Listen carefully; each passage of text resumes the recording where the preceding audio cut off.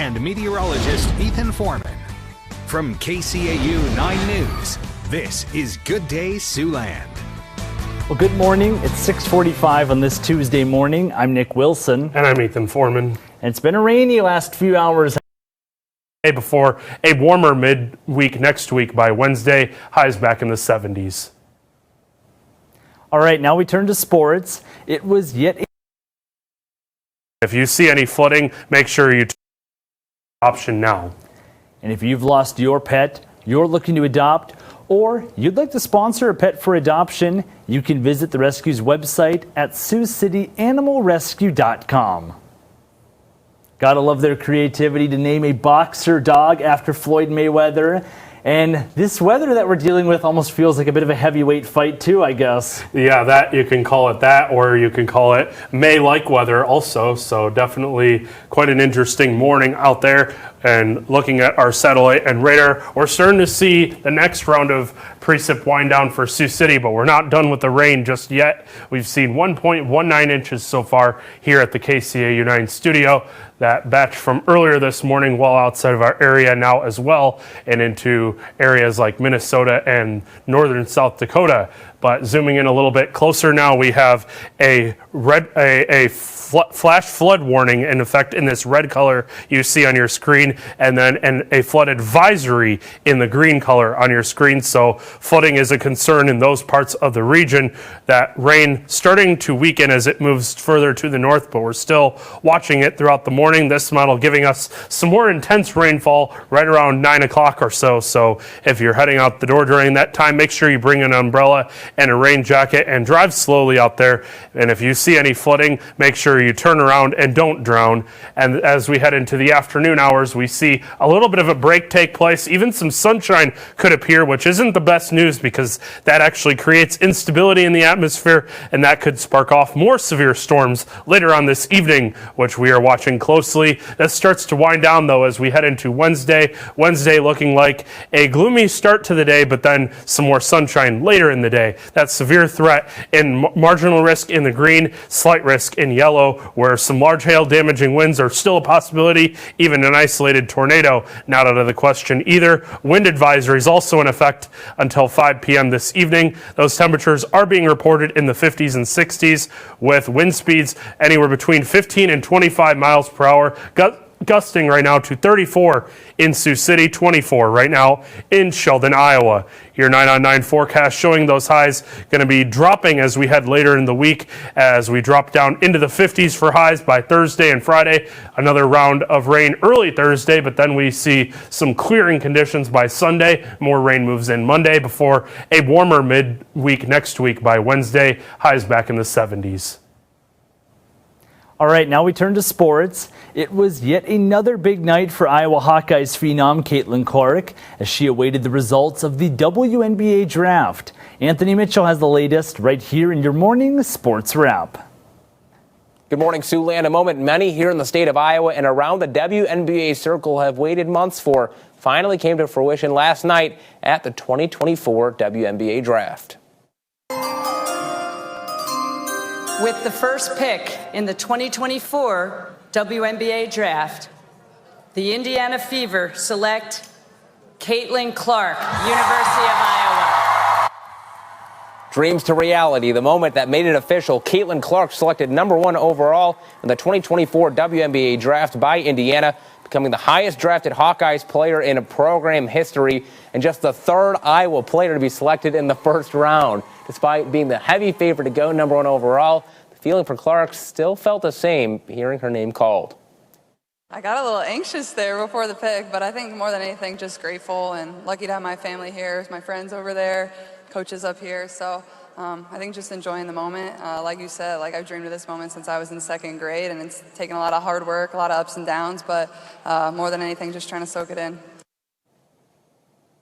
Clark, not the only Hawkeyes player drafted last night. Kate Martin selected with the 18th overall pick by the Las Vegas Aces, making it the fourth time in Iowa women's basketball history. They've had multiple players picked in the same draft. The last time that happened, 2002. Also selected Jazz Shelley of Nebraska, the Australian native, picked with the 29th overall pick by the Phoenix Mercury, becoming the first Huskers player drafted since 2014.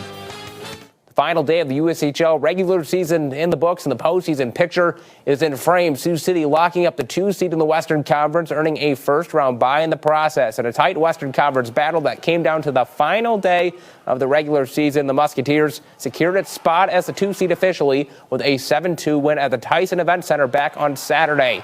The win adds to their recent home success, winning 6 of their last 7 games, improving the team's record of 21-7-1 at their home barn. Despite Sioux City securing a playoff spot last month, the team was determined to continue fighting for that 2 seed, speaking volumes about the team's drive and hunger heading into the playoffs. Yeah, it's big. A couple extra days rest, then be a little extra ready to play the winner of Waterloo and Lincoln. It's important to keep going. It's harder to probably get back into it if you take some games off. So important to stay with it, keep playing hard, and keep that playoff mindset throughout the rest of the regular season after the clinching. I think it says a lot. I mean, we clinched that spot, but we knew we wanted that first round bye, just the advantage it is. I mean, so I think to be able to clinch that spot and then hang on to that 2 seed all the way to the end was a big test for us. Sioux City's best of 5 conference semifinals will start on either Friday, April 19th or Saturday, April 20th. Of course, that's determined on if Waterloo and Lincoln need to play in that winner-take-all Game 3. And that'll be all for sports. Have a good day, Siouxland. Now let's take a look at this morning's top stories, what you need to know before you go.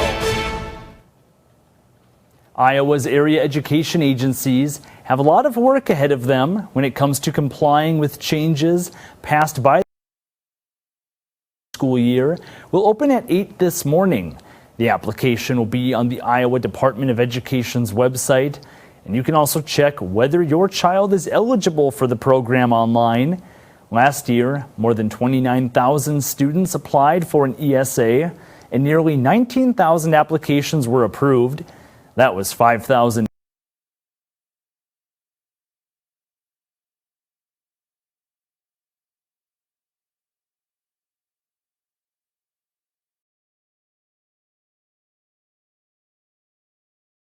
This is KCAU 9 News at 6. Good evening, everyone. Thanks for joining us tonight. I'm Sophie Erber. And I'm Tim Seaman. Siouxland is expecting some thunderstorms tonight, but the severity of those storms really depends on where you're located. And our very own chief meteorologist, Victor Perez, has more on what to expect this evening in our top story now at 6. Victor? That is the case, as we've seen that right now. Siouxland is still looking pretty sunny and clear, though a bit windy, with red flag warnings issued across the region because of the strong winds. But we'll see that across the region, that's not the case. Already starting to see severe thunderstorm watches issued just outside of the viewing area, west of Knox and Antelope counties, and we're starting to see some of our first severe thunderstorm warnings issued north of North Platte and southwest of Valentine, as we see that all of the Siouxland region is covered by severe thunderstorm potential, with the emphasis being for parts of southwestern Siouxland, closer towards Norfolk. So we'll be keeping an eye on that, with our biggest concern being hail. But I'll let you know more about these potential for storms coming up with our full forecast. Back to you, Sophie. All right, thanks, Victor. And after months of talk, the Nebraska School Activities Association will be requiring Class C and D schools to use shot clocks at basketball games next year. And one Siouxland school is actually ahead of that countdown. KCAU 9 reporter Tyler Uechter joining us tonight live in the newsroom. He's explaining why the clocks are needed and how they're expected to change how high schoolers play the game next year. Tyler? Thanks, Tim and Sophie. To purchase a shot clock can cost Nebraska schools thousands of dollars. And Ponca Public School told me they budgeted in advance for this exact reason. Shot clock is a device that you have 35 seconds to shoot the basketball and hit the rim. If it hits the rim, then the shot clock resets, and you have another 35 seconds if you get the offensive rebound. So basically, it just times your possession. Roughly 3 years ago, the National Federation of State High School Associations opened the door for states to implement shot clocks into high school basketball. The Nebraska School Activities Association saw the demand in their state and began allowing Class A schools, then Class B, and most recently Class C and D to set up the clocks. We notified our schools in January that this was something that could potentially happen in April, and obviously it did happen. And so my hope is that our schools had a jump start on communicating with shot clock manufacturers and scoreboard manufacturers so that they could get those in their schools. A month ago, Ponca Public School did exactly that, purchasing and mounting a shot clock in their court. Well, we wanted to get in kind of ahead of the rush to get it in. You know, if you wait too long, you get into the summer.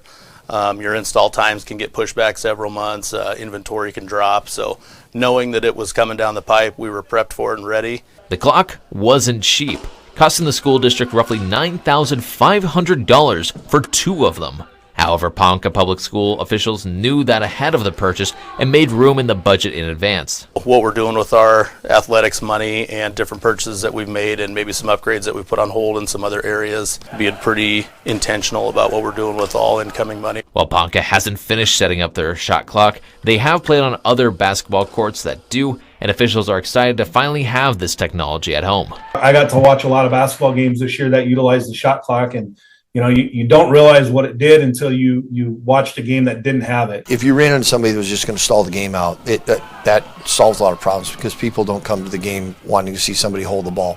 It doesn't affect too much of the game until the end of a quarter, end of a half, into the game. And then you get into the situation where maybe you're behind and the other team has the ball. Do you foul or do you play out the shot clock and try to make a stop and get the ball back that way? Class C and D Nebraska schools have until the beginning of the basketball season in November to purchase and set up their shot clock. Live from the newsroom, Tyler Euchner, KCAU 9 News. All right, thanks, Tyler.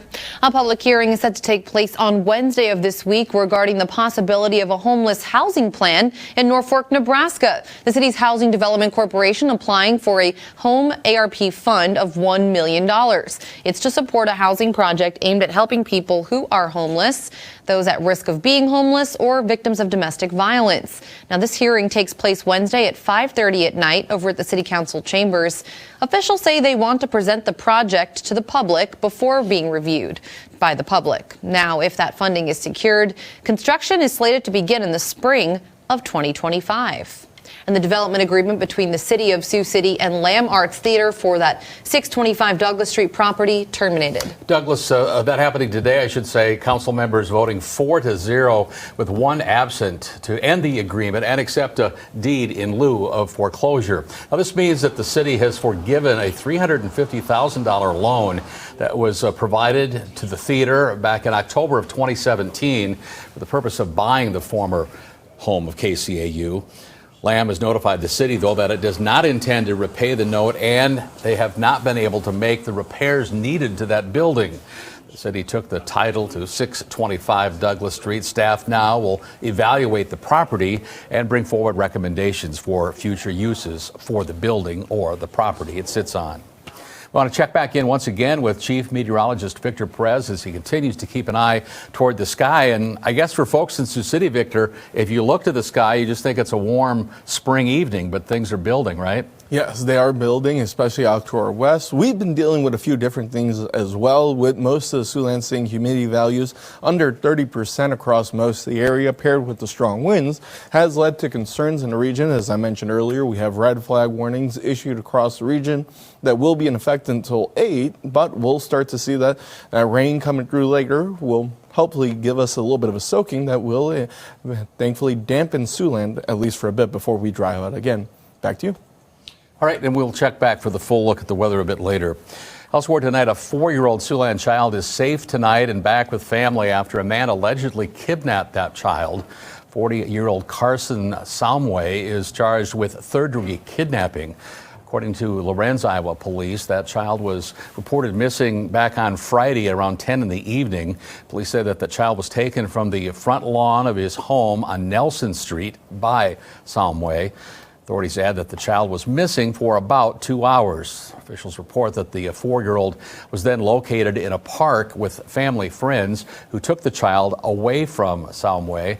Court documents indicate that they found Somway at an apartment, police confronting him, where he later admitted to taking the 4-year-old because he, quote, he felt bad for him, end of quote. The child's mother did not know Somway and did not give him permission to take that 4-year-old. You may have noticed more motorcycles out on Siouxland roadways as the weather gets warmer, and that means those who drive a car or a truck should be extra aware to avoid an accident with a motorcycle. In 2023, the Iowa Department of Transportation recorded more than 1,000 motorcycle accidents. 70% of those accidents are caused by other drivers failing to see the motorcycle. Sioux City Police Department Sergeant Tom Gill is asking drivers to take that extra second and be courteous as you share the road. Now, we do have accidents involving vehicles. Sometimes vehicles just don't see motorcycles. So it's important, if you're a driver of a motor vehicle, realize in nice weather there's going to be more motorcycles, more mopeds out. Be cognizant of that. Pay attention when you're driving so that you don't hit a motorcycle. Cyclists should also take precaution before heading out, such as wearing the proper safety gear, always wearing a helmet, and following the laws in their state.